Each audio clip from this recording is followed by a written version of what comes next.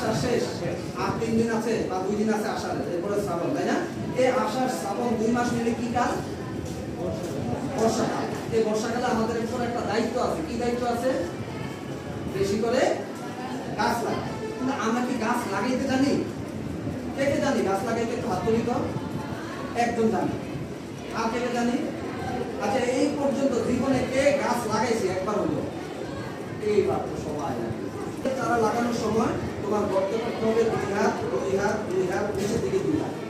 গর্ত করার সময় উপরে মাটি এক পাশে, নিচের মাটি আরেক পাশে। তারপর কি করবে? একদিন রোদ লাগাইলা, এরপর উপরে মাটিটা নিচে গর্তের নিচে দিয়ে দিবা।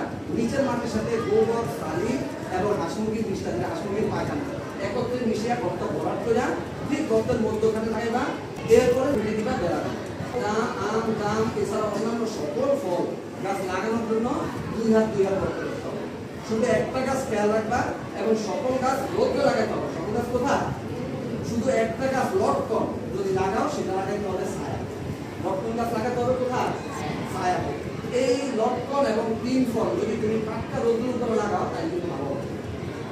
ঠিক আছে? তুমি যদি এই নিয়মগুলো না মানো, তুমি এই ফল গাছ লাগিয়ে ভালো করতে পারো।